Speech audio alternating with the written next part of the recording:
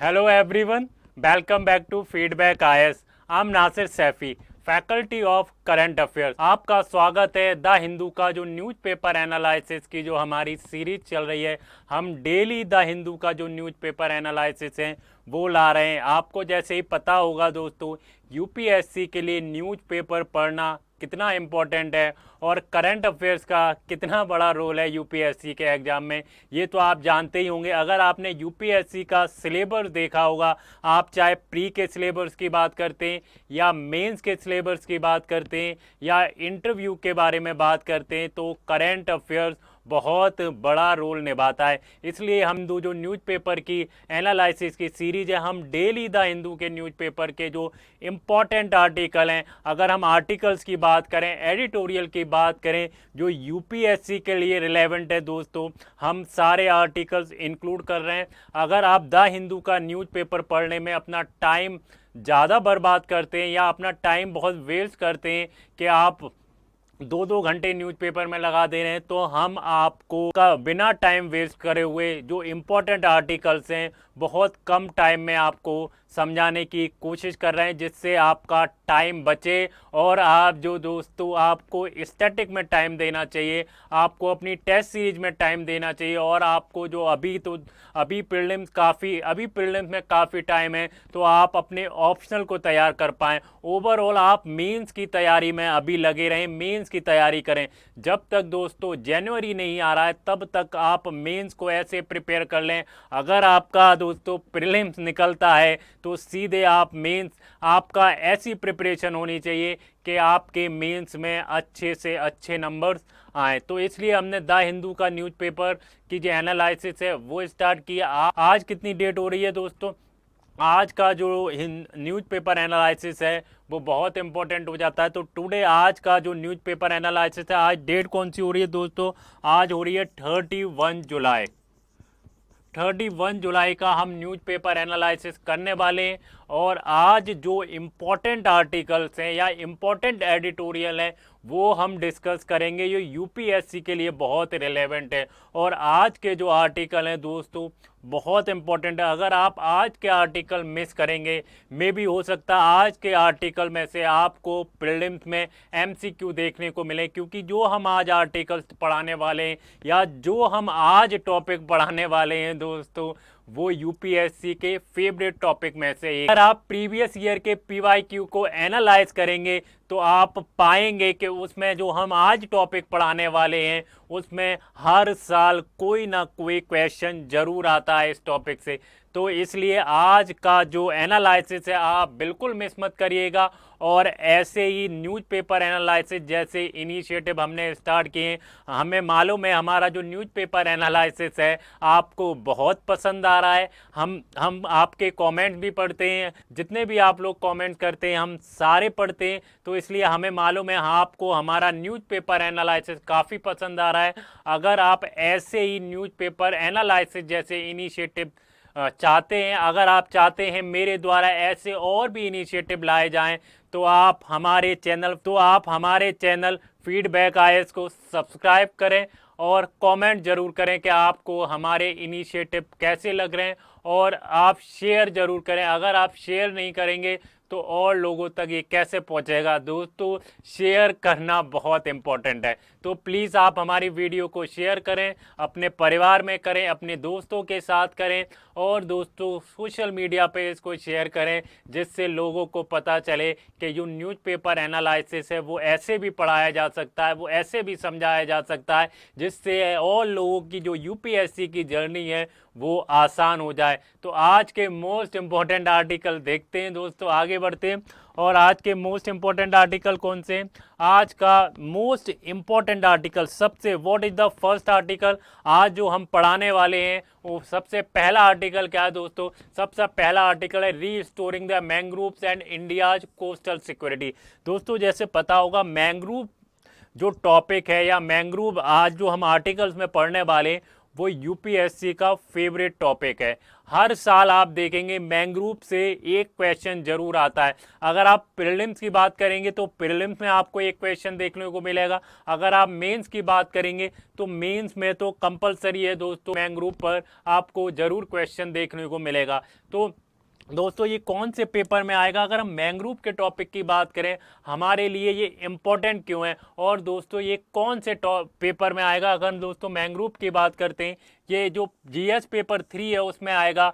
Environment हो गया दोस्तों, बायोडाइवर्सिटी हो गई, और दोस्तों जो क्लाइमेट चेंज है, और दोस्तों जो क्लाइमेट चेंज है उसके लिए ये टॉपिक इम्पोर्टेंट है। हम समझने की कोशिश करेंगे मैंग्रोव क्या होते हैं और ये इंडिया में कहाँ कहाँ स्प्रेड है, और दोस्तों अगर मैंग्रोव हैं तो हमें कैसे साइक्लोन से बचाते हैं, टाइडल से बचाते हैं, और हम सुंदरबन मैंग्रोव के बारे में बात करेंगे, और गुजरात में जो मैंग्रोव है उसके बारे में बात करेंगे। हम सारी डिटेलिंग में समझेंगे। दोस्तों आपका कोई भी क्वेश्चन मिस नहीं होगा।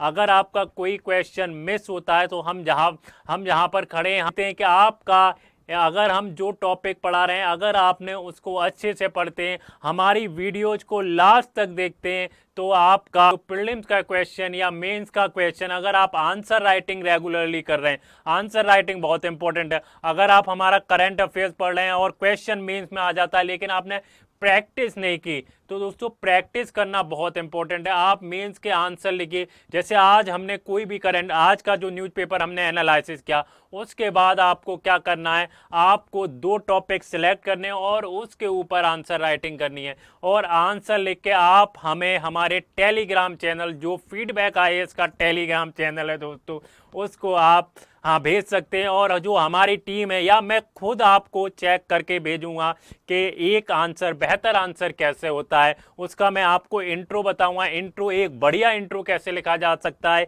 एक गुड इंट्रो कैसे लिखा जा सकता है, फिर मैं उसके बॉडी पार्ट्स में कौन कौन से स्ट्रक्चर होंगे, कौन कौन से पार्ट्स को इंक्लूड किया जाए, और एक गुड कंक्लूजन कैसे हो सकता है कि आपको नंबर्स और बहुत ज़्यादा फैच करने पड़े।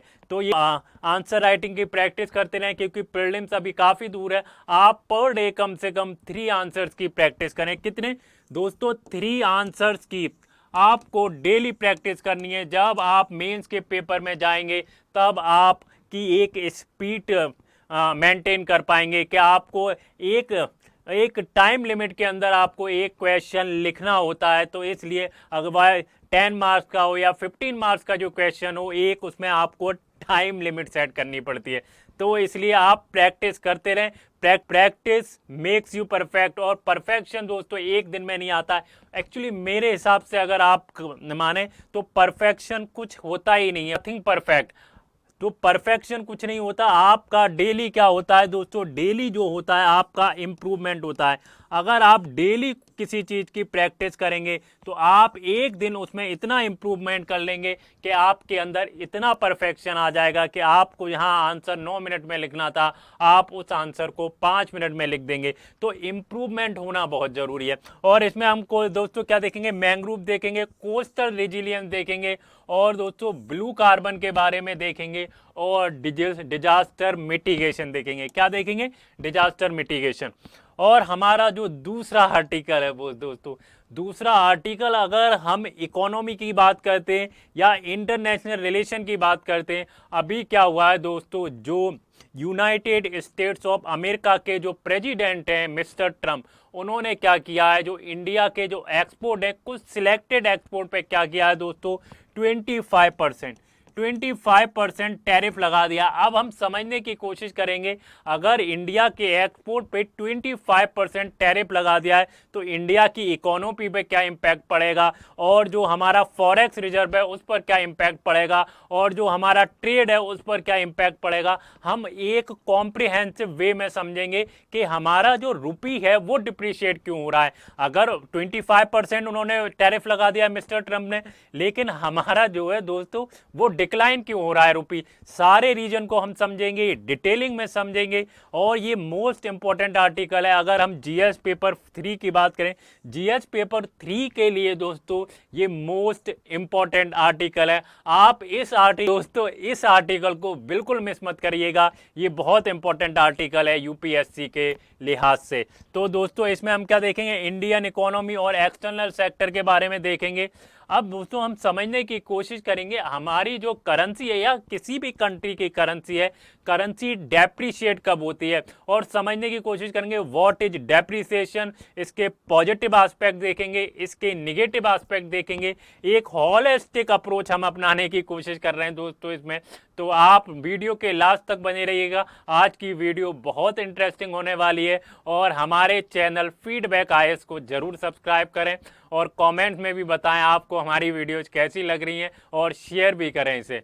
तो नेक्स्ट जो आर्टिकल है दोस्तों, हमारा नेक्स्ट आर्टिकल किसके ऊपर है, नेक्स्ट आर्टिकल क्या है दोस्तों, नेक्स्ट आर्टिकल है राइट टू इंफॉर्मेशन, आरटीआई के ऊपर है। जो दोस्तों जो अमेंडमेंट हुआ है, किस में अमेंडमेंट हुआ है दोस्तों, amendment to RTI act raise the transparency concern. हमारे जो है वो ट्रांसपेरेंसी कंसर्न बहुत बढ़ गए हैं। अब वो किस लिए बढ़ गए हैं दोस्तों, जीएस पेपर 2 के लिए ये इंपॉर्टेंट है, गवर्नेंस के लिए इंपॉर्टेंट है, ट्रांसपेरेंसी के लिए इंपॉर्टेंट है, और सिविल सोसाइटी के लिए इंपॉर्टेंट है। आरटीआई एक्ट, डीपीडीपी एक्ट 2023 और सेक्शन 8 क्लॉज 1 सब क्लॉज जे के बारे में भी हम समझेंगे। ये आखिर ये क्लॉजेज क्या है और अकाउंटेबिलिटी कैसे मेंटेन हो सकती है। अगर आरटीआई में अगर आप इंफॉर्मेशन ही नहीं ले पाएंगे दोस्तों, तो फिर अकाउंटेबिलिटी कैसे मेंटेन होगी, ये सारी चीज़ें हम समझेंगे, डिटेलिंग में समझेंगे दोस्तों। आज का वीडियो बहुत इंपॉर्टेंट है। और हमारा जो लास्ट आर्टिकल है दोस्तों, नॉट लास्ट आर्टिकल, एक्चुअली मैंने इसमें 4 आर्टिकल ही आपको दिखाएं, इसके अंदर मैंने 4 आर्टिकल दिखाएं, लेकिन मैं वीडियोज में 6 आर्टिकल्स पढ़ाने वाला हूं। कितने, मैं वीडियो के अंदर कितने आर्टिकल्स पढ़ाने वाला हूं दोस्तों, मोस्ट इंपॉर्टेंट 6 आर्टिकल्स को इसमें पढ़ाने वाला हूं। तो वीडियो के लास्ट तक बने रहिए। 2 जो आर्टिकल हैं वो आपके लिए बहुत सरप्राइजिंग हो सकते हैं, क्योंकि वो और इनसे भी ज़्यादा इंपॉर्टेंट आर्टिकल हैं। तो आप वीडियो के लास्ट तक बने रहिएगा। जब आप वीडियो के लास्ट तक बने रहेंगे, जब आपको पता चलेगा दोस्तों कि जो 2 आर्टिकल हैं वो बहुत इंपॉर्टेंट होने वाले, वो मैंने आपके लिए एक सरप्राइज रखा है कि 2 आर्टिकल कौन से होने वाले। तो हमारा जो 4th आर्टिकल है, 4th आर्टिकल क्या है दोस्तों, 4th आर्टिकल क्या है दोस्तों, आपको जैसे पता होगा मणिपुर के अंदर टेंशन चल रही है। 2 जो कम्युनिटी हैं दोस्तों वो आपस में उनका क्लैश चल रहा था काफ़ी दिन से। अगर हम कुकीज की बात करें या मेथी की बात करें तो उनमें क्लैश चल रहा था। तो क्या वहां पर न्यू डेवलपमेंट क्या हुआ है, न्यू डेवलपमेंट क्या हुआ है दोस्तों, प्रेसिडेंट रूल एक्सटर्नल इन मणिपुर के प्रेसिडेंट रूल लगाने की बात कर रही है। ये जीएस पेपर 2 के लिए इंपॉर्टेंट है। तो हम समझने की कोशिश करेंगे, मैं आर्टिकल 356 को समझेंगे, प्रेसिडेंट रूल के बारे में समझेंगे, प्रेसिडेंट रूल के क्या क्राइटेरिया हैं, कब प्रेसिडेंट रूल लगाया जा सकता है, सारी चीज़ें हम समझेंगे दोस्तों। और ये इंपॉर्टेंट क्यों हो जाता है, ये पॉलिटी के लिए इंपॉर्टेंट हो जाता है। अगर दोस्तों आप जीएस पेपर 2 की बात करें तो उसमें पॉलिटी का जो सब्जेक्ट है या में जो पॉलिटी वाला पार्ट है उसके लिए ये टॉपिक बहुत इंपॉर्टेंट हो जाता है। हम चाहे प्रीलिम्स की बात करते हैं, या मेंस की बात करते हैं, तो ये टॉपिक उसके लिए बहुत ज़्यादा इंपॉर्टेंट हो जाता है। हर साल प्रेसिडेंट रूल आर्टिकल 356 से क्वेश्चन बनता है, प्रीलिम्स में भी बनता है और मेंस में भी बनता है, तो इस आर्टिकल को भी मिस नहीं कर सकते। और दोस्तों क्या ये फेडरलिज्म जो है, जैसे मणिपुर में जो टेंशन चल रही है उसमें एक सवाल उठता है फेडरलिज्म का, क्योंकि सेंटर और स्टेट के बीच टेंशन बहुत क्रिएट हो जाती है। सेंटर कुछ कहता है, स्टेट कुछ कहता है, तो इसलिए ये फेडरलिज्म के लिए भी बहुत इंपॉर्टेंट हो जाता है। आर्टिकल 356 देखेंगे और इमरजेंसी की जो प्रोविजन है वो भी हम इसमें देखेंगे दोस्तों। और कन्फ्लिक्ट गवर्नेंस का कन्फ्लिक्ट है दोस्तों, वो भी हम इसमें देखेंगे। दोस्तों हमारा आज का पहला article, what is the first article. तो दोस्तों वीडियो के लास्ट तक बने रहिएगा, हमारे जो आर्टिकल्स हैं बहुत इम्पोर्टेंट होने वाले हैं। तो आज का हमारा क्या आर्टिकल है, what is the first article today's newspaper. आज जो डेट हो रही है दोस्तों 31 जुलाई। आज जो जुलाई की जो है दोस्तों लास्ट डेट है, 31 जुलाई हो रही है। तो आज का पहला आर्टिकल, चलिए शुरू करते हैं आज का पहला आर्टिकल। पहले आर्टिकल की तरफ बढ़ते हैं। तो दोस्तों हमारा पहला आर्टिकल किस से रिलेटेड है, मैंग्रोव से रिलेटेड है। किस से रिलेटेड है, मैंग्रोव से रिलेटेड है। Restoration mangrove and India's coastal security, India's coastal security. अच्छा आप मुझे दोस्तों ये बताइए, व्हाट इज मैंग्रोव, मैंग्रोव क्या होते हैं। आप मुझे कमेंट्स में बताइए मैंग्रोव होते क्या हैं। मैंग्रोव क्या होता है दोस्तों, यूनिक। मैंग्रोव क्या होता है, मैंग्रोव होता है, मैंग्रोव एक यूनिक कोस्टल इकोसिस्टम होता है। क्या होता है, कोस्टल इकोसिस्टम होता है, एक यूनिक कोस्टल इकोसिस्टम होता है। इसकी कैरेक्टरिस्टिक्स क्या होती हैं दोस्तों, कैरेक्टराइज क्या करता है ये, तो दोस्तों टॉलरेंट ट्रीज होते हैं, श्रब्स होते हैं क्या। और मैंग्रोव क्या करता है दोस्तों, क्रिटिकल रोल प्ले करता है। किस लिए क्रिटिकल रोल प्ले करता है दोस्तों, मैंग्रोव्स क्या करता है, मैंग्रोव जो है क्रिटिकल रोल प्ले करता है। किस किस चीज के लिए क्रिटिकल रोल प्ले करता है। अगर हम पहले ऑप्शन की बात करें तो दोस्तों जो क्रिटिकल रोल किस लिए प्ले कर रहा है, अगर जो कोस्टल प्रोटेक्शन होता है, कोस्टल का जो प्रोटेक्शन होता है वो करता है मैंग्रोव। क्या करता है, कोस्टल प्रोटेक्शन। अगर हम कोस्टल डायवर्सिटी प्रिजर्वेशन करता है, क्या होता है, बायो डायवर्सिटी प्रिजर्वेशन है दोस्तों, लाइवलीहुड जनरेशन,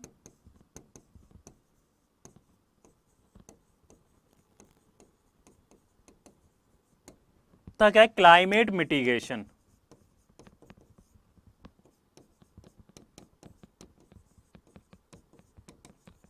तो दोस्तों मैंने बताया कि जो मैंग्रोव्स होते हैं क्रिटिकल रोल प्ले करते हैं किस चीज के लिए, कोस्टल प्रोटेक्शन के लिए, बायोडाइवर्सिटी प्रिजर्वेशन के लिए, और लाइवलीहुड जनरेशन के लिए, और क्लाइमेट मिटिगेशन के लिए। तो दोस्तों हम इसको डिटेल में समझेंगे ये कैसे रोल प्ले करता है क्रिटिकल रोल। और हम ये भी समझेंगे जो मैंग्रोव्स होते हैं आजकल क्या है दोस्तों, अंडर थ्रेट में।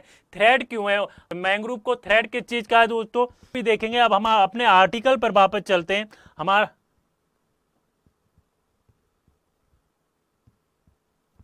हम अपने आर्टिकल पर वापस चलते हैं कि मैंग्रोव को थ्रेड किन किन चीजों का है वो भी देखेंगे। पहले हम अपने आर्टिकल को देखते हैं कि restoring the mangroves India's coastal security. तो दोस्तों जो मैंग्रोव्स होते हैं, जैसे मैंने बताया कि जो कोस्टल को प्रोटेक्शन देते हैं, तो नेचुरल बैरियर्स होते हैं, natural barriers against cyclone, tidal surges and erosion. सब जो होते हैं दोस्तों वो कैसे होते हैं, मैंने जैसे बताया टॉलरेंट ट्रीज होती हैं और श्रब्स होती हैं। तो उनमें क्या होता है, डेंस रूट्स होती है, रूट जो करती हैं स्टेबलाइज करती हैं कोस्टलाइन को, और जो इरोजन होता है उसको प्रिवेंट करती हैं। क्या, मैंग्रोव जो होता है दोस्तों बायोशील्ड की तरह काम करता है। कब काम करता है, जब साइक्लोन्स आते हैं या टाइडल आते हैं तब मैंग्रोव्स काम करते हैं एज अ बायोशील्ड्स। अगर हम एग्जाम्पल के तौर पे बात करें तो उड़ीसा में क्या था दोस्तों, साइक्लोन आया था फेलिन। हम एग्जाम्पल लें तो उड़ीसा में कौन सा साइक्लोन आया था दोस्तों, फेलिन साइक्लोन आया था। जब फेलिन साइक्लोन आया था तो जो मैंग्रोव थे, मैंग्रोव ने बहुत सारे विलेजेस को सेव किया था, बहुत सारे विलेजेस को बचाया था। जब जो कोस्टल एरिया पे जो विलेजेस होते हैं दोस्तों तो बचाया था, किसने बचाया था दोस्तों, जो मैंग्रोव है। मैंग्रोव क्या करते हैं, कोस्टल प्रोटेक्शन करते हैं, बायोडाइवर्सिटी को प्रिजर्वेशन करते हैं, और जो लाइवलीहुड जनरेशन को है उनको भी प्रोटेक्ट करते हैं, और हमारा जो क्लाइमेट चेंज हो रहा है क्लाइमेट चेंज पे भी इंपैक्ट डालते हैं। इसलिए मैंग्रोव बहुत इंपॉर्टेंट है। किस चीज के लिए इंपॉर्टेंट है, ओवरऑल मैंने जितनी चीजें बताई उन चीजों के लिए वो इंपॉर्टेंट है। और दोस्तों जो मैंग्रोव होते हैं, जो वेव एनर्जी होती है वो 66%, तो मैंग्रोव क्या करते हैं, वेव एनर्जी को 66% रिड्यूस करते हैं over 100 metres of mangrove. Next point की तरफ करते हैं, क्या help carbon sequestration blue carbon. दोस्तों आपको पता होगा what is blue carbon, blue carbon क्या होता है एंड ब्लैक कार्बन क्या होता है, ब्राउन कार्बन क्या होता है। अगर आपने इन्वायरमेंट पढ़ा हो, किसी भी सोर्सेज से इन्वायरमेंट पढ़ा हो, अगर आप शंकर आईएएस की बात करते हैं तो उसमें डिफाइन किया हुआ है what is blue carbon, what is black carbon and what is brown carbon. ये सारा डिटेलिंग में अगर आपको इसके बारे में जानना है तो हम इसके लिए एक नई वीडियो बनाएंगे कि आखिर कार्बन्स कितने टाइप के होते हैं, हम उसमें डिटेलिंग में समझाएंगे। अभी हम इसकी बात करने नहीं वाले हैं, अभी हम सिर्फ मैंग्रोव की बात कर रहे हैं, मैंग्रोव के बारे में बात करें, मैंग्रोव को रिस्टोर कैसे किया जाए दोस्तों, उसके थ्रेड क्या है। पहले हम ये समझने की कोशिश कर रहे हैं कि मैंग्रोव के फीचर्स क्या होते हैं। मैंग्रोव क्या करता है, फोर्थ टाइम ज्यादा क्या करता है, कार्बन को स्टोर करता है। अगर हम ट्रॉपिकल फॉरेस्ट की बात करते हैं, ट्रॉपिकल फॉरेस्ट से 4 टाइम क्या करता है, ज्यादा कार्बन को स्टोर करता है। तो मैंग्रोव इतना इंपॉर्टेंट हो जाता है क्योंकि वो 4 टाइम्स ज्यादा कार्बन को क्या कर रहा है, स्टोर कर रहा है। और ये किस लिए एसेंशियल हो जाता है, किस लिए इंपॉर्टेंट हो जाता है दोस्तों, जो हमारा एनडीसी का टारगेट है, उसके लिए ये बहुत एसेंशियल है। अगर हम जो हमारा कार्बन इमिशन को कम करने का जो टारगेट है, अगर हम मैंग्रोव को थ्रेड से बचाएंगे नहीं तो वो हमारा टारगेट पूरा नहीं हो पाएगा।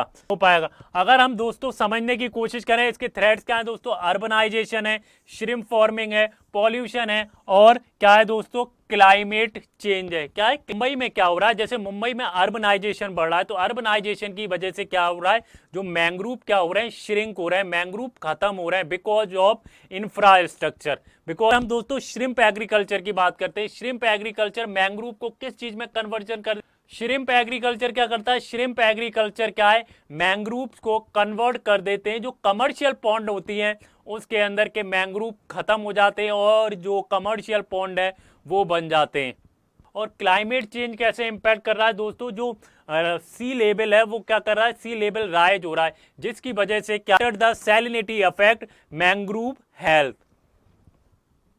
अब हम समझने की कोशिश करेंगे दोस्तों जो सक्सेस स्टोरी हैं, तमिलनाडु रिस्टोरेशन, पट्टू बंचारी और गुजरात का जो plant over the 1900 hectare under the shore line habitat and tangible income scheme, ये सब समझेंगे। और जो लोकल कम्युनिटी का क्या इंपॉर्टेंस रहा, स्पेशली वुमेन ने कैसे पार्टिसिपेशन किया, वो भी हम समझेंगे। थोड़ा सा हम दोस्तों कुछ पिक्चर्स देख लेते हैं, उसके बाद हम आगे बढ़ेंगे। तो दोस्तों जैसे mangrove first line defence of the coastal India, आप जैसे देखेंगे दोस्तों ये क्या है दोस्तों, साइक्लोन आ रहा है और ये हमारे मैंग्रोव है। क्या है, साइक्लोन आ रहा है और ये हमारे मैंग्रोव हैं। तो ये साइक्लोन क्या, ये साइक्लोन से क्या, ये हमारे मैंग्रोव क्या कर रहे हैं, इसको प्रोटेक्ट कर रहे हैं। कोस्टल लाइन के जितने भी टाइडल हो गए, साइक्लोन हो गए, तो ये जो टॉलरेंट ट्रीज होती हैं या श्रब्स होते हैं वो क्या करते हैं, साइक्लोन से हमें क्या करते हैं, प्रोटेक्ट करते हैं। और दोस्तों आप ये देख सकते हैं दोस्तों, ये गुजरात वाला एरिया है और ये सुंदरवन वाला एरिया है। तो मैंने आपको इस पिक्चर में समझाने की कोशिश की है कि मैंग्रोव कितना क्रिटिकल रोल प्ले करते हैं हमारी इकोनॉमी के लिए, हमारे इन्वायरमेंट के लिए और हमारे जो विलेजेज हैं उनको बचाने के लिए। तो मैंग्रोव्स को हमें बचाना होगा। हम ये मैंग्रोव सिर्फ गवर्नमेंट का काम नहीं है कि गवर्नमेंट इस पे काम करे, वो स्कीम्स लाए, वो मेजर्स करे और वो क्या करे, स्टेप ले। ये हम सबका काम है। हमें लोकल कम्युनिटी को जो है पार्टिसिपेशन बढ़ाना होगा और जो विलेजेज हैं उनका पार्टिसिपेशन बढ़ाना होगा कि मैंग्रोव को खत्म ना करें। दोस्तों अर्बनाइजेशन जरूरी है कि अर्बनाइजेशन बढ़ाया जाए, इंफ्रास्ट्रक्चर बढ़ाया जाए, लेकिन दोस्तों अर्बनाइजेशन इस कीमत पे ना बढ़ाया जाए कि सारे मैंग्रोव्स को खत्म कर दिया जाए। Mangroves is most important part of Indian economy. आगे बढ़े और आगे पिक्चर देखें दोस्तों। ब्लू कार्बन मैंने जैसे बताया, ब्लू कार्बन क्या करता है, blue carbon as a climate barrier. Blue carbon कौन सा होता है दोस्तों, जो मैंग्रोव होते हैं, मैंग्रोव क्या होते हैं दोस्तों, 4 टाइम्स ज्यादा कार्बन को स्टोर करते हैं other than tropical forest. Tropical forest से 4 टाइम्स ज्यादा क्या करते हैं, CO2। जैसे आप पिक्चर्स में देख रहे हैं ये CO2 है, ये CO2 है। और ये मैंग्रोव अगर हम बात करें, हम बायोमास की बात करते हैं और सॉइल की बात करते हैं, तो दोस्तों दोनों क्या करती हैं, 4 टाइम्स ज्यादा क्या कर रहे हैं, कार्बन को स्टोर कर रहे हैं। अगर हम बात करते हैं ट्रॉपिकल फॉरेस्ट की, जैसे ये हो गया दोस्तों मैंग्रोव हो गया, और ये टेरेस्ट्रियल फॉरेस्ट हो गया। तो मैंग्रोव क्या कर रहे हैं दोस्तों, वो ज्यादा क्या कर रहे हैं, ज्यादा कार्बन को स्टोर कर रहे हैं, और ये थोड़ा सा कम कर रहे हैं। जैसे बायोमास की बात करते हैं और सॉइल की बात करते हैं, ये है ब्लू कार्बन। ब्लू कार्बन क्या है, ब्लू कार्बन क्या है, जो कार्बन को स्टोर कर रहे हैं, जो भी मैंग्रोव से स्टोर कर रहे हैं। अच्छा, कंट्रीब्यूशन ऑफ ब्लू कार्बन क्या है, मैंग्रोव्स क्या करते हैं दोस्तों, 49% क्या करते हैं, कार्बन को स्टोर करते हैं। और सी ग्रास क्या करते हैं, 35%, कितना, 35%। और साल्ट मार्शेस क्या करते हैं, वो भी 35% करते हैं। तो सबसे इंपॉर्टेंट रोल कौन निभा रहा है, 49% मैंग्रोव निभा रहे हैं। आगे बढ़े, अब हम समझने की कोशिश करेंगे दोस्तों। जैसे मैंने बताया, ह्यूमन एक्टिविटीज या नेचुरल शील्ड क्या कहते हैं, जो मैंग्रोव है वो एक ऐसे काम करता है एक शील्ड की तरह। मैंने जैसे बताया, साइक्लोन हो गए या टाइडल हो गए या फ्लड हो गया, सारी चीजों में क्या करते हैं, मैंग्रोव बहुत इंपॉर्टेंट रोल निभाता है। किन किन चीजों में इंपॉर्टेंट रोल निभाता है, अगर मैंने जैसे आपको पहले बता दिया कि कोस्टल प्रोटेक्शन में, बायोडाइवर्सिटी प्रिजर्वेशन में, लाइवलीहुड जनरेशन में, क्लाइमेट चेंज में, सारी चीज़ों में मैंग्रोव बहुत इंपॉर्टेंट रोल निभाता है। अगर हम दोस्तों इसमें बात करते हैं, जैसे ये है हेल्दी मैंग्रोव, आप देख रहे हैं कितना खूबसूरत मैंग्रोव्स लग रहे हैं, कितने हरे भरे पेड़ लग रहे हैं, कितने टॉलरेंट ट्रीज लग रहे हैं, और कितनी श्रब्स लग रही हैं। अगर दोस्तों अगर ये सब खत्म हो जाएगा, अगर मैंग्रोव्स नहीं रहेंगे, तो कितनी प्रॉब्लम क्रिएट हो सकती है गांव के गांव। और जो हमारे जो मोस्ट इंपॉर्टेंट थिंग है कि नहीं, गांव के गांव, और अगर गांव ही नहीं रहेंगे या कोस्टल एरिया का जो भी रीजन है वो खत्म हो जाएगा, तो कितना हमारे लिए कितना नुकसानदायक है। तो और आप ये देख सकते हैं, ये है डिग्रेडेड मैंग्रोव। आप हेल्दी मैंग्रोव और डिग्रेडेड मैंग्रोव में देख सकते हैं कितना दोस्तों, अगर यहाँ पर फ्लड आएगा या यहाँ पर साइक्लोन आएगा या यहाँ पर टाइडल आएगा, तो इससे क्या है, वो ये प्रोटेक्ट कर सकते हैं। लेकिन अगर यहाँ पर टाइडल आया, यहाँ पर फ्लड आया, यहाँ पर साइक्लोन आया, यहाँ पर कोई भी हैजार्डस चीज आई, ये प्रोटेक्ट ही नहीं कर पाएंगे। देखिए, इसको प्रोटेक्ट ही नहीं कर सकते, और गांव के गांव और कोस्टल एरिया बिल्कुल बर्बाद हो जाएगा। कोस्टल एरिया क्या है दोस्तों, बिल्कुल खत्म हो जाएगा। तो मैंग्रोव बहुत इंपॉर्टेंट है। उसका रीजन क्या है दोस्तों, मैंने जैसे बताया, अर्बनाइजेशन। जैसे हम मुंबई का एरिया ले लेते हैं, मुंबई में क्या है दोस्तों, इंफ्रास्ट्रक्चर डे बाय डे बढ़ रहा है। आप देखते होंगे सड़कों पर, आप जब रोड पे निकलते होंगे, सड़कों पे देखते हैं आप, 2 किलोमीटर चले नहीं कि कुछ ना कुछ बन रहा है, आगे बढ़ेंगे तो कुछ ना कुछ बन रहा है। तो अर्बनाइजेशन जो है दोस्तों, इस वक्त पीक पे, हर जगह कहीं ना कहीं इंफ्रास्ट्रक्चर का काम हो रहा है, कंस्ट्रक्शन का काम हो रहा है। अभी रिसेंटली मैं आगरा गया दोस्तों, मैंने आगरा में गया तो मैं 2 किलोमीटर पे मैं वॉक कर रहा था, तो हर 2 किलोमीटर पे क्या हो रहा है, कंस्ट्रक्शन का काम चल रहा है, हर जगह कंस्ट्रक्शन का काम चल रहा है। तो इसकी वजह से कंस्ट्रक्शन का काम या इंफ्रास्ट्रक्चर जरूरी है, लेकिन इस कॉस्ट में जरूरी नहीं है कि आप मैंग्रोव को खत्म कर दें, आप इन्वायरमेंट को नुकसान। जो इंफ्रास्ट्रक्चर हो दोस्तों, वो सस्टेनेबल हो। क्या हो, इंफ्रास्ट्रक्चर कैसा हो दोस्तों, सस्टेनेबल हो। ऐसा ना हो कि आप इन्वायरमेंट को नुकसान पहुंचा रहे हैं। अगर आप इन्वायरमेंट को नुकसान पहुंचाएंगे, आप सांस लेना मुश्किल हो जाएगा। अगर आपका इन्वायरमेंट ही सही नहीं रहेगा, अगर आप ऐसे पॉल्यूशन में रहेंगे, तो आपका सांस लेना मुश्किल हो जाएगा। जब आप सांस ही नहीं ले पाएंगे तो जिएंगे कैसे। तो इन्वायरमेंट बहुत इंपॉर्टेंट है, इन्वायरमेंट को अच्छा रखें, सस्टेनेबल चीज को यूज करें। तो सबसे पहला क्या है दोस्तों, अर्बनाइजेशन की वजह से क्या हो रहा है, जो मैंग्रोव जो हो रहे हैं वो श्रिंक हो रहे हैं, मैंग्रोव्स खत्म हो रहा है। दूसरा रीजन क्या है दोस्तों, श्रिम्प फार्मिंग। जैसे मैंने बताया, श्रिम्प फार्मिंग से क्या है, जो कमर्शियल पॉन्ड है उसमें कन्वर्ट हो रहे हैं मैंग्रोव। अगर हम दोस्तों पॉल्यूशन की बात करें, पॉल्यूशन से भी दोस्तों मैंग्रोव्स को बहुत ज्यादा नुकसान हो रहा है, बहुत खत्म से हो रहे हैं मैंग्रोव। अगर हम क्लाइमेट चेंज की बात करते हैं, तो क्लाइमेट चेंज में दोस्तों सी लेवल क्या हो रहा है, राइज हो रहा है, जिससे क्या हो रहा है, मैंग्रोव्स की जो हेल्थ है या जो सैलिनिटी ऑल्टर्ड हो रही है, उसकी वजह से मैंग्रोव्स की हेल्थ पर बहुत इंपैक्ट पड़ रहा है। अब हम सक्सेस स्टोरी देखते हैं, तमिलनाडु की सक्सेस स्टोरी। तमिलनाडु की क्या देखते हैं दोस्तों, तमिलनाडु की एक सक्सेस स्टोरी देखते हैं। अगर हम दोस्तों एनजीओ की बात करते हैं, पंचायत की बात करते हैं या लोकल कम्युनिटी की बात करते हैं, उन्होंने एक इनिशिएटिव लिया। क्या इनिशिएटिव लिया, इसमें सबसे बड़ा रोल जो निभाया दोस्तों, वो किसने निभाया, वो सेल्फ हेल्प ग्रुप जो वुमेन थी, उन्होंने सबसे बड़ा रोल निभाया। सीडलिंग कलेक्शन की, प्लांटिंग की और प्रोटेक्शन की। आप देख सकते हैं दोस्तों ये कैसे प्रोटेक्शन कर रही हैं, और जो दोस्तों ये सेल्फ हेल्प ग्रुप की जो वुमेन है वो कैसे प्रोटेक्शन कर रही हैं। इसका इंपैक्ट क्या पड़ा दोस्तों, सॉइल जो इरोजन है वो रिड्यूस हुई, फिश कैच है वो इंक्रीज हुई, लाइवलीहुड थी वो भी इंप्रूव हुई। आप देख सकते हैं over the 250 acre of mangrove have been restore. 250 एकड़ से ज्यादा जो मैंग्रोव है उनको रिस्टोर कर किया गया। तो ये एक सक्सेस स्टोरी है, जैसे तमिलनाडु ने किया है। आसपास जो मैंग्रोव्स हैं जो जिनको थ्रेट है, हम भी ऐसी सक्सेस स्टोरी को सुनकर या देखकर वहां पर अप्लाई कर सकते हैं। अब हम नेक्स्ट स्टोरी की तरफ बढ़ते हैं। एक और स्टोरी को मैं आपको दिखाता हूं दोस्तों, Gujarat leads sole land habitats and tangible income scheme. तो गुजरात ने क्या किया दोस्तों, बिफोर ऐसा था, आफ्टर ऐसा हो गया मैंग्रोव प्लांटेशन। ये गुजरात का पार्ट है। देखिए दोस्तों कितना डिग्रेडेशन हो रहा है मैंग्रोव को, लेकिन उन्होंने क्या ऐसे इनिशिएटिव लिए, कौन से ऐसे स्टेप लिए गुजरात ने कि मैंग्रोव को उन्होंने रिस्टोर कर लिया, बिल्कुल बंजर जमीन से मैंग्रोव बना लिए। तो क्या स्टेप लिए, हम वो देखने की कोशिश करते हैं दोस्तों। तो गुजरात ने क्या, गुजरात जो मनरेगा वर्कर हैं उनको इंटीग्रेटेड किया। किस चीज के लिए इंटीग्रेटेड किया, उन्होंने जो मनरेगा वर्कर्स हैं उनको क्या किया, इकोलॉजिकल बेनिफिट दिए ही उनको रूरल एम्प्लॉयमेंट दिया।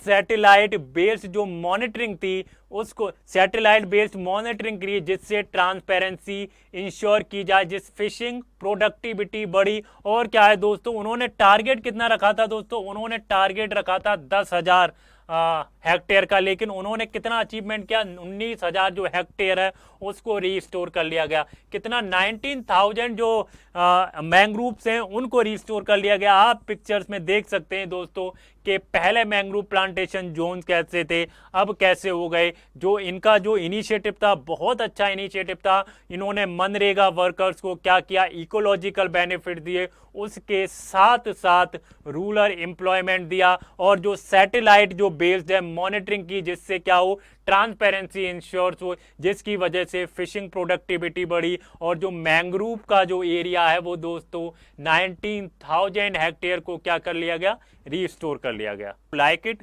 और कॉम्प्रिहेंसिव वे में समझाने की कोशिश की है। और जो कुछ भी आर्टिकल में इसमें मिस हो गया है तो हम आने वाले दिनों में अगर ये आर्टिकल रिपीट होता है तो इसको इंश्योर करेंगे, जो भी चीज़ें इसमें मिस हो गई हैं वो हम इसको में इंक्लूड करें।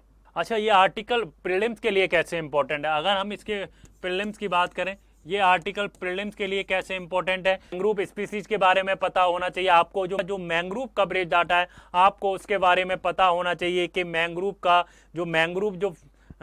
का जो एरिया है वो कहाँ कहाँ तक फैला है, ये आपको पता होना चाहिए। नेक्स्ट आर्टिकल की तरफ बढ़ते हैं दोस्तों। हमारा सेकंड आर्टिकल क्या है, what is the next article. हमारा नेक्स्ट आर्टिकल है दोस्तों, rupee slides on US tariff jitter. तो दोस्तों जो हमारा जो रुपी है वो डेप्रिशिएट हुआ है, वो कितना हो गया है दोस्तों, कितना डेप्रिशिएट हुआ है दोस्तों, 87.80 हो गया है, डेप्रिशिएट हुआ है। 3 साल में पहली बार हुआ है जब क्या हुआ है, रुपी इतना डेप्रिशिएट हो गया है, रुपी इतना फेल कर गया है, 3 साल में पहली बार हुआ है। ऐसा क्या हुआ है कि जो रुपी इतना डिक्लाइन कर गया है, उसका सबसे बड़ा रीजन है जो यूएस के प्रेसिडेंट है मिस्टर ट्रंप। उन्होंने क्या किया है दोस्तों, जो हमारे एक्सपोर्टेड कुछ सिलेक्टेड एक्सपोर्टेड आइटम है उस पर क्या किया, टैरिफ लगा दिया। टैरिफ कितना लगाया है, US impose 25% tariff on Indian imports. The rupee depreciate due to the foreign fund outflows and the import demand and India's trade deficit and dollar demand की कोशिश करेंगे कि दोस्तों ये आखिर इतना रुपी गिर क्यों रहा है। इसके यूएस के जो प्रेसिडेंट है मिस्टर ट्रम्प, उन्होंने टैरिफ लगाया। तो मेजर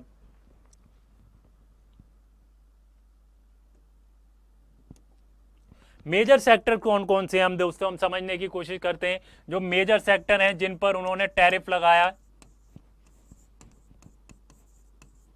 पहला जो सेक्टर है दोस्तों टेक्सटाइल है, दूसरा है फार्मास्यूटिकल,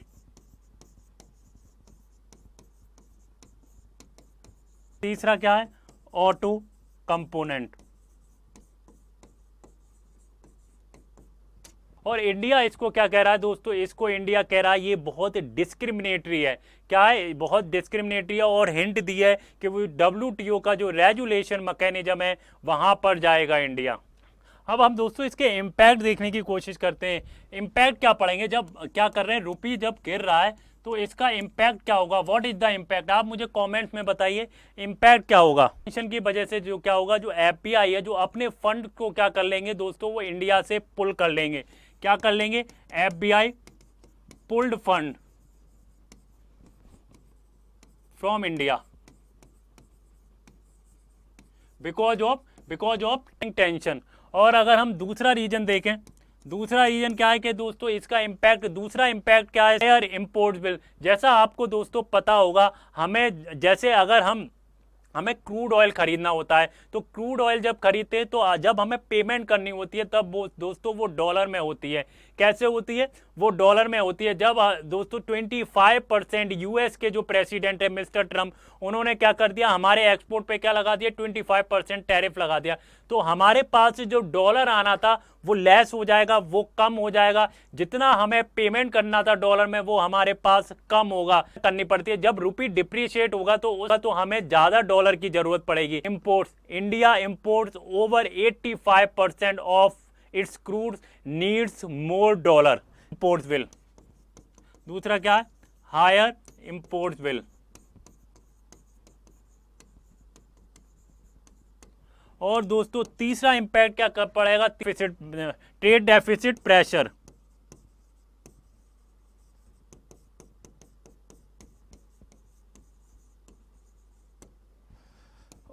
अच्छा, ट्रेड डेफिसिट जो प्रेशर है वो कैसे बढ़ेगा दोस्तों, जो ट्रेड डेफिसिट है वो वाइडन होगा। हमारा रुपी डेप्रिशिएट हो रहा है, $24.5 बिलियन हो गया है। कितना, $24.5 बिलियन हो गया है हमारा US के साथ। 24.5 बिलियन डॉलर का जो ट्रेड डेफिसिट वाइडन हो गया है दोस्तों। RBI इसमें क्या कर सकती है, RBI का क्या रोल है, क्या कर सकती है, बिया द ओपन मार्केट। उसमें क्या है, डॉलर को क्या करते, डॉलर डाल के इनफ्लो करके जो डेप्रिसिएशन है उसको कम किया जा सकता है। How trade affect the rupee,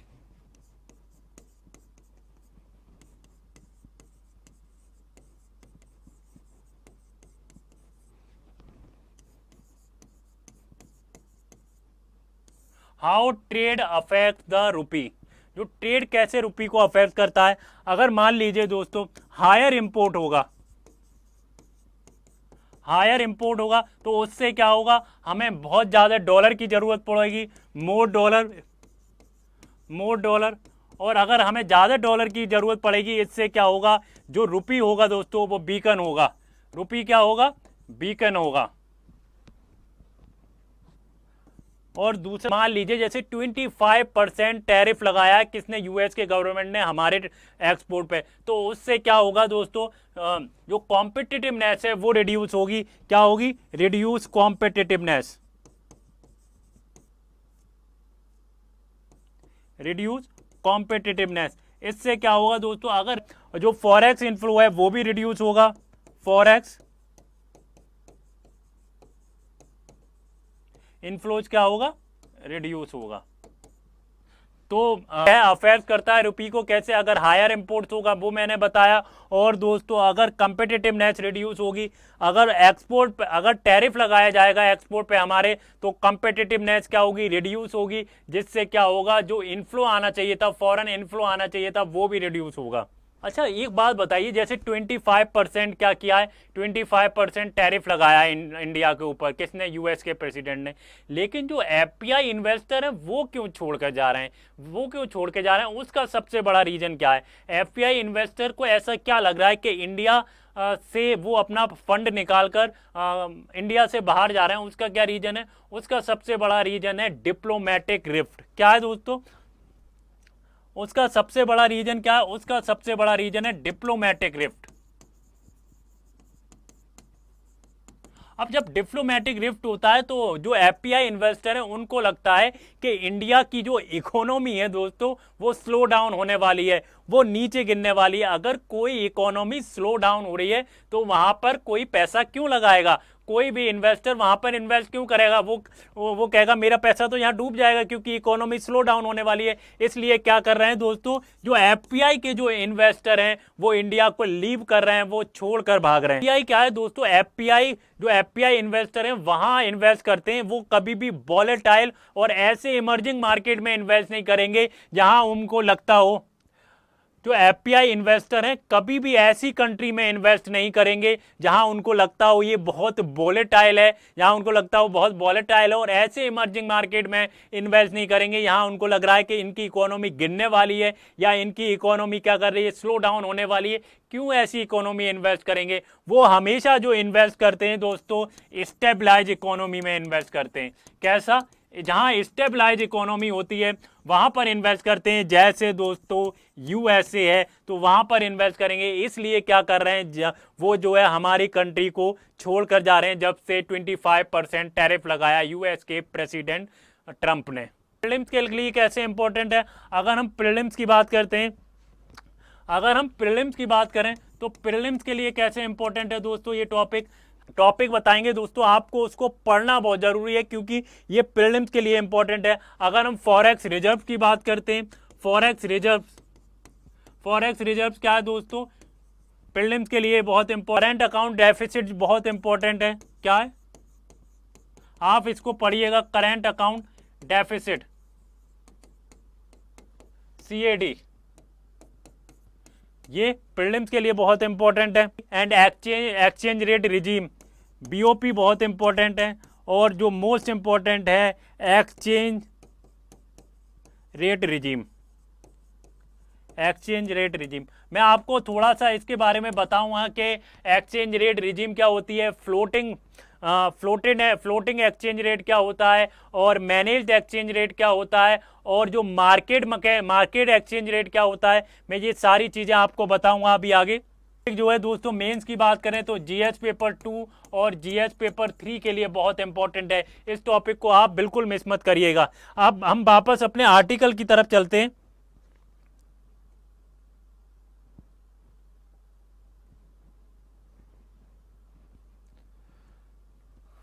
अब हमें वापस अपने आर्टिकल की तरफ चलते हैं और मैंने आपको बताया दोस्तों 25% depreciation, trade deficit, dollar demand added pressure, मैंने सारी चीज़ें आपको इसमें समझाने की कोशिश की है। दोस्तों जो क्या कहते हैं, जो करेंसी होती है, कोई भी करेंसी होती है, उसको मेजर कैसे किया जाता है, determine the value of currency. तो दोस्तों इसके दो मेथड होते हैं। एक तो मेथड होता है फिक्स्ड एक्सचेंज रेट और दूसरा मेथड होता है फ्लोटिंग एक्सचेंज रेट। तो फिक्स्ड एक्सचेंज रेट में क्या होता है, जो गवर्नमेंट ऑफ इंडिया में भी कोई भी गवर्नमेंट हो तो वहाँ की जो अपनी करेंसी की जो वैल्यू है वो क्या कर देती है, फिक्स कर देती है।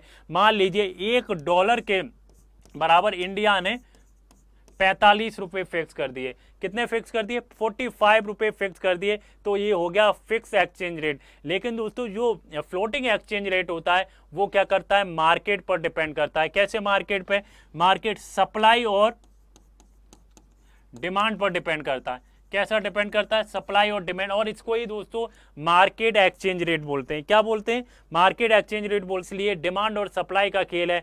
अगर जहां मान लीजिए आपके पास कोई चीज़ के सप्लाई बहुत कम है, बहुत कम, मतलब 2-3 चीज़ें, लेकिन उसके प्राइस क्या होंगे दोस्तों, बहुत हाई होंगे। अगर आपके साथ बहुत ज़्यादा चीज़ है कोई चीज़, तो उसके प्राइस क्या होंगे, बहुत ज़्यादा चीज़ है तो उसके प्राइसेस क्या होंगे, डाउन होंगे। ऐसे ही करेंसी का खेल है। करेंसी का खेल है, जहाँ सप्लाई ज़्यादा होगी वो करेंसी क्या होगी, उसके प्राइसेस नीचे जाएंगे। जहाँ सप्लाई कम होगी उसके प्राइस क्या जाएंगे, ऊपर जाएंगे। होता है जैसे दोस्तों मान लीजिए इकोनॉमी डेप्रिशिएट होती है, उससे क्या होता है, जो हमारा इंपोर्ट्स है वो कॉस्टलियर हो जाता है। पहले हमें क्या करना पड़ रहा था, मान लीजिए दोस्तों $1 के बराबर कितना है, अभी कितना है, 87.80 है। अभी कितना है, 87.80 है। लेकिन अर्लियर क्या था दोस्तों, ये अर्लियर क्या था, अर्लियर था 80 रुपये। अर्लियर $1 के बराबर 80 रुपये था। तो उससे क्या है दोस्तों, अगर हमें $1 के लिए 80 रुपये देने पड़ रहे थे, लेकिन अब क्या है दोस्तों, हमें $1 के लिए 87 रुपये देने पड़ रहे हैं। तो इसलिए क्या हुआ, इंपोर्ट जो होता है बहुत कॉस्टलियर हो जाता है। जब इंपोर्ट कॉस्टलियर हो जाता है उससे क्या होता है दोस्तों, साथ क्या होता है, जो इंपोर्टेड इन्फ्लेशन है वो भी आता है। क्या होता है दोस्तों, जब मान लीजिए हमारा जो रुपया है उसकी डिमांड कम होगी।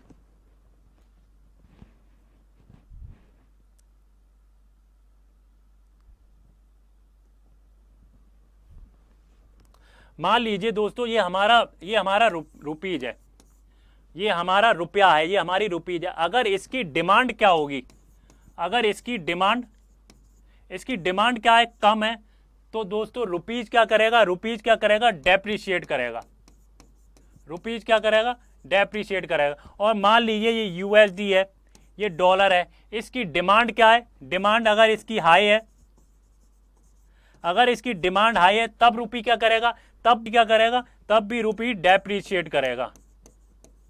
अगर रुपी को एप्रिशिएट करना है तो क्या होगा, इसकी डिमांड भी बढ़नी चाहिए, इसकी डिमांड रुपी की डिमांड होनी चाहिए। और दूसरा दोस्तों जो डॉलर है, डॉलर की डिमांड क्या होनी चाहिए, कम होनी चाहिए, तो हमारा रुपी क्या करेगा, एप्रिशिएट करेगा। दोनों सिनारियों में क्या है दोस्तों, रुपी क्या कर रहा है, डिक्रीज कर रहा है, रुपी क्या कर रहा है, डेप्रिशिएट कर रहा है। मैंने बताया जो फ्लोटिंग एक्सचेंज रेट है, हम फ्लोटिंग एक्सचेंज रेट, फ्लोटिंग और फिक्स्ड, तो फ्लोटिंग के बारे में मैंने बताया। तो फ्लोटिंग क्या है दोस्तों, सप्लाई और डिमांड पे काम करता है। किस पे, सप्लाई डिमांड। और ये फिक्स किया जाता है गवर्नमेंट द्वारा। किसके द्वारा, गवर्नमेंट के द्वारा फिक्स किया जाता है। मैंने आपको एग्जांपल से समझाया कि अगर मान लीजिए $1 के बराबर 45 रुपए हो जाएं, तो वो गवर्नमेंट ने फिक्स कर दिया कि इतने डॉलर के बराबर 45 रुपए। और दोस्तों ये क्या करता है, ये इंडिया फॉलोज करता है। क्या करता है, ये जो फ्लोटिंग है जो इंडिया फॉलोज करता है। और ये दोस्तों ये कौन फॉलो करता है, ये चाइना फॉलो करता है। जो दोस्तों ये जो होता है ये वॉलेटाइल होता है। क्या होता है, रिफ्लेक्ट करता है रियल इकोनॉमिक कंडीशन। बट ये जो होता है दोस्तों, जो रेस्पॉन्सिव, ये क्या होता है दोस्तों, स्टेबल होता है बट लेस रेस्पॉन्सिव होता है।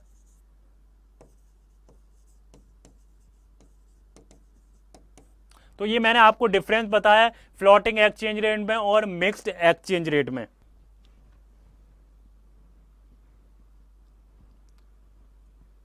चलिए अब हम नेक्स्ट आर्टिकल की तरफ बढ़ते हैं। हमारा नेक्स्ट आर्टिकल क्या है, what is the next article, next article है RTI act amendment and transparency concern.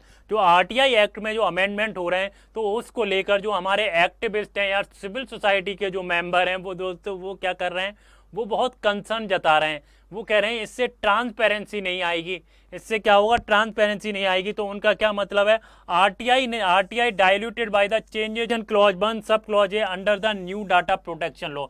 जो न्यू डाटा प्रोटेक्शन लॉ आया है, उसका जो 8 क्लॉज 1 और सब क्लॉज ये है, वो क्या कर रहा है दोस्तों, वो आरटीआई को डाइल्यूटेड कर रहा है। प्रेस क्लब एक्टिविस्ट से it hampers the transparency and public accountability campaign to roll back amendment and it underway. हम दोस्तों समझने की कोशिश करेंगे जो 8 क्लॉज 1 एंड सब क्लॉज ये है वो क्या है, और हम समझने की कोशिश करते हैं ये आरटीआई एक्ट को कैसे डाइल्यूटेड कर रहा है। मुझे कमेंट में बताइए व्हाट इज आरटीआई एक्ट 2005।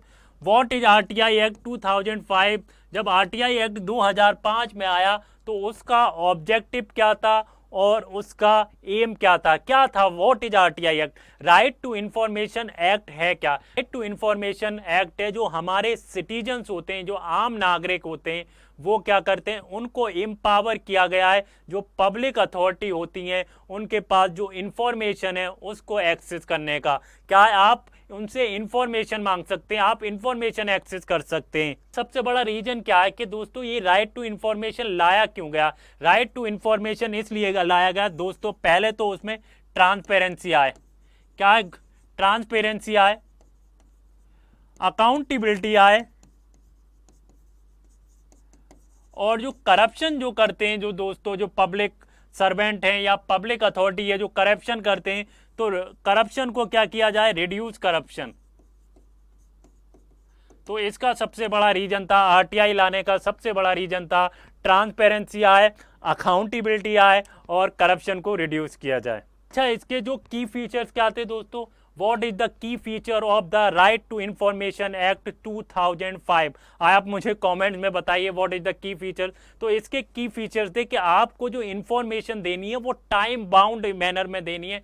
कितना टाइम ड्यूरेशन रखा गया था? 13 डेज। आपको जो इंफॉर्मेशन देनी होगी दोस्तों वो कितने दिन में देनी होगी? वो 13 डेज के अंदर देनी होगी। दोस्तों इसमें अपील कैसे की जा सकती है? अगर दोस्तों हमें आरटीआई फाइल करना है तो आरटीआई फाइल कैसे होगा? आरटीआई फाइल किया जा सकता है RTI mechanism up to central information commission. जो एक्ट है आरटीआई के अंदर, इसके अंदर कवर कौन कौन सी अथॉरिटी की गई थी, किस किस से हम इंफॉर्मेशन मांग सकते हैं, किस किस जो पब्लिक अथॉरिटी है उसकी इंफॉर्मेशन हम एक्सेस कर सकते हैं। तो सारी पब्लिक अथॉरिटी को इसके अंदर कवर किया गया था except intelligence and security agencies. चलिए हम डीपीडीपी एक्ट है 2023 को उसको थोड़ा सा समझने की कोशिश करते हैं, थोड़ा सा उसका ओवरव्यू लेते हैं दोस्तों। जो डीपीडीपी एक्ट है, जो दोस्तों डीपीडीपी एक्ट है, डीपीडीपी एक्ट क्या है?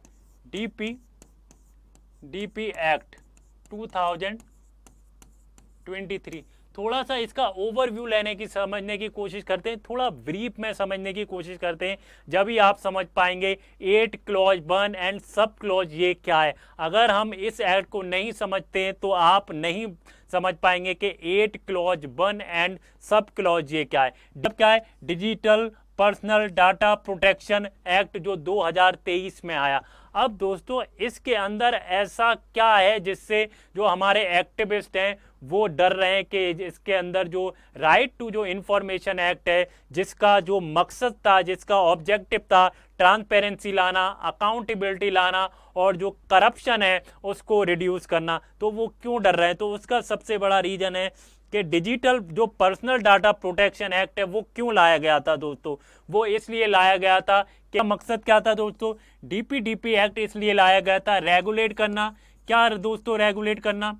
Regulate processing, collection and storage of personal data. तो इसका सबसे जो मेन मकसद था दोस्तों डीपीडीपी एक्ट का वो था कि मकसद क्या था डीपीडीपी एक्ट का? कि हमें प्रोसेसिंग करना और डाटा का कलेक्शन करना और स्टोर करना, जो पर्सनल डाटा है तो उसका ओवरऑल हमें रेगुलेट करना है। तो ये इसका मकसद था। आपने दोस्तों देखा होगा जो पुट्टा स्वामी जो जजमेंट आया था, या पुट्टा स्वामी में जो सुप्रीम कोर्ट ने जजमेंट दिया था, तो उसमें सुप्रीम कोर्ट ने कहा था privacy as a fundamental right. क्या है? Privacy as a fundamental right under the article 21। Privacy क्या है दोस्तों? फंडामेंटल राइट है अंडर द आर्टिकल 21। उसके बाद ये एक्ट लाया गया जब 2017 में पुट्टा स्वामी के जजमेंट में ये कहा गया था privacy is a fundamental right. की कंसर्न क्या है दोस्तों? इसके जो की कंसर्न है वो क्या है दोस्तों? अगर हम डीपीडीपी एक्ट को देखें तो उसका जो सेक्शन है, उसका सेक्शन कौन सा है दोस्तों? सेक्शन 44। सेक्शन 44 क्लॉज 3 क्या कहता है? जो डीपीडीपी एक्ट का सेक्शन 44 एंड सब क्लॉज 3 को क्या किया गया दोस्तों? अमेंड किया गया। सेक्शन 44(3) के अंदर क्या है दोस्तों? जो आरटीआई एक्ट है, आरटीआई एक्ट का 8 clause 1 and sub clause A को क्या किया गया? अमेंड किया गया। तो अमेंडमेंट में क्या है दोस्तों? अमेंडमेंट में क्या है? ऐसा क्या कंसर्न लोग बता रहे हैं कि अमेंडमेंट के अंदर क्या है? अगर दोस्तों आपको पब्लिक अथॉरिटी का पर्सनल डाटा चाहिए होगा, मान लीजिए दोस्तों अंदर क्या किया गया है दोस्तों? मना किया गया है डिस्क्लोजर करने के लिए, पर्सनल डाटा को डिस्क्लोज नहीं किया जाएगा। अगर पब्लिक इंटरेस्ट भी है तब भी डिस्क्लोज नहीं किया जाएगा। जो ये अमेंडमेंट हुआ है, किसके अंदर अमेंडमेंट हुआ है? DPDP act section 44 sub clause 3 के अंदर अमेंडमेंट किया गया। आरटीआई एक्ट का जो सेक्शन है 8 क्लॉज 1 एंड सब क्लॉज जे में कि बिल्कुल ही प्रोवाइड किया गया है कि पर्सनल डाटा को रिवील नहीं किया जाएगा। अगर पब्लिक इंटरेस्ट भी है तब भी नहीं रिवील किया जाएगा।